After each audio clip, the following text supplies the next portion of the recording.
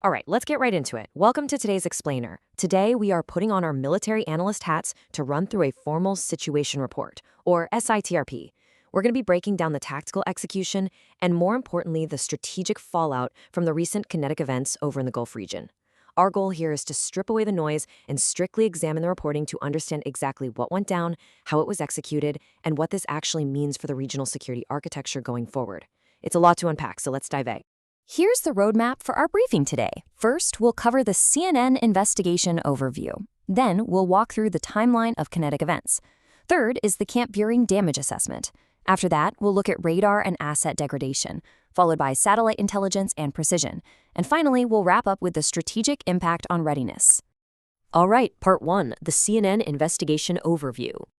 To really ground our analysis today, we're pulling directly from a detailed summary of a CNN investigation, which was reported by Cinephiles.com. Now, the key phrasing here, the part that should immediately grab any analyst's attention, is unprecedented levels of destruction. We are looking at reports of Iranian missile and drone strikes targeting United States military bases across Gulf states. The baseline reality we're dealing with today isn't just some minor skirmish or a localized one-off event. The reporting clearly paints a picture of a highly significant, large-scale disruption of critical military infrastructure. 16. Let that number sink in for a second. According to the reporting from Cinephiles.com, at least 16 separate U.S. military sites across the region sustained significant damage. Now, if you look at this from a military logistics standpoint, coordinating simultaneous or even near simultaneous strikes across 16 geographically dispersed, highly defended locations, that requires massive operational bandwidth. It absolutely points to a highly orchestrated campaign, not just a random lashing out.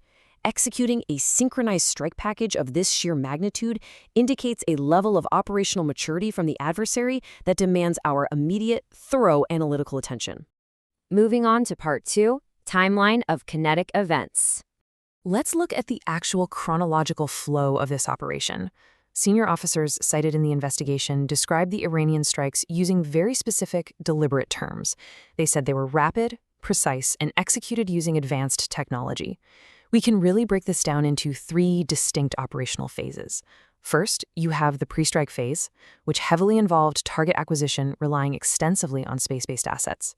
Next was the initial volley, a rapid launch sequence specifically designed to overwhelm or bypass existing defense postures. And finally, the impact phase, characterized by precise kinetic strikes hitting high-value infrastructure dead on. It is literally a textbook example of a modern, technology-driven strike sequence. Part 3, Camp Buehring damage assessments. The reporting specifically highlights Camp Buehring in Kuwait as a primary example of the kind of tactical degradation we're seeing. And keep in mind, this wasn't some tiny peripheral outpost in the middle of nowhere. Camp Buehring was a bustling, highly active operational hub for U.S. troops and daily regional operations. But the investigation states that, following a concentrated, sustained Iranian bombardment, the base took heavy damage, effectively reduced to widespread ruin and debris. When a sustained bombardment takes out nearly all the facilities of a major staging base like Buehring, you're creating an immediate, massive logistical and operational bottleneck for forces operating throughout the entire theater. That brings us to Part 4, radar and asset degradation. So the crucial question is, what exactly was targeted and neutralized? These strikes were not indiscriminate.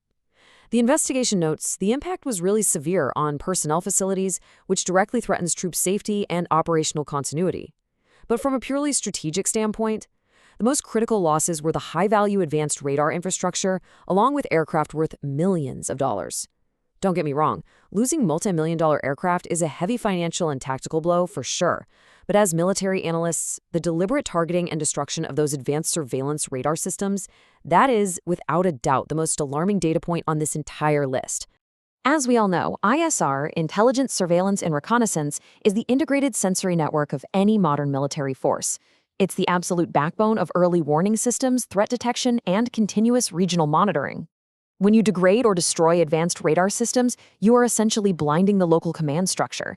You're suddenly creating these massive dark spots in airspace coverage, and that represents an immediate critical vulnerability for the forces on the ground. Without comprehensive ISR, force protection measures are severely compromised, and your capability to actually intercept any follow-on strikes drops drastically. Part 5, Satellite Intelligence and Precision. This right here brilliantly illustrates the modern face of regional conflict. The report explicitly indicates that Iran utilized high-resolution satellite imagery provided by a Chinese satellite system, and this capability directly translated to execution. Sourcing this imagery allowed for high-resolution mapping of those Gulf bases. This space-based intelligence was the exact key component that allowed them to accurately identify and subsequently target specific military assets across those 16 bases. It effectively shifted the adversary's operational dynamic from approximate area of effect targeting to absolute pinpoint precision. Let's look at how this kill chain actually functions in practice, step by step. Step 1, the adversary procures third-party high-resolution satellite imagery.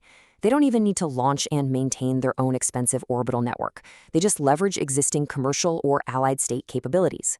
Step 2, analysts use that acquired imagery to accurately identify the physical footprints of key military assets.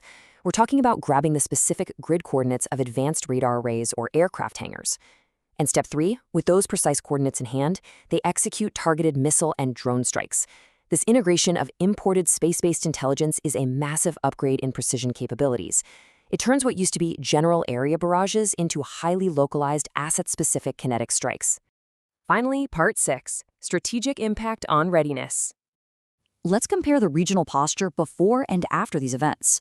Previously, U.S. forces were operating with a very high degree of confidence under comprehensive regional radar and surveillance coverage. But the current posture? We're now dealing with a severely degraded network. And we have direct reporting confirming the operational consequences of this new reality. The sonoffiles.com summary notes that Hebrew media specifically highlighted how these strikes on Gulf radar installations have effectively shortened missile warning times. And look, it's simple math. When your radar network is compromised, your reaction window inevitably shrinks. This fundamentally alters the safety margins for both the personnel on the ground and the defensive intercept systems trying to protect them. We're going to wrap up this explainer with a critical strategic question for you to chew on. Based on everything we've analyzed today, the widespread damage across 16 bases, the deliberate targeting of our ISR capabilities, and crucially, the adversary's reliance on third-party, high-resolution satellite imagery, how does this integration of space-based targeting fundamentally alter future U.S. military readiness and force posture? Think about it. When an adversary can just borrow eyes in the sky to accurately map and eliminate radar stations on the ground, the traditional calculus of base defense has to change completely. What does this mean for the future of regional force deployment? It's a massive puzzle. Thank you for joining me for this SITREP, and make sure you keep asking these hard questions.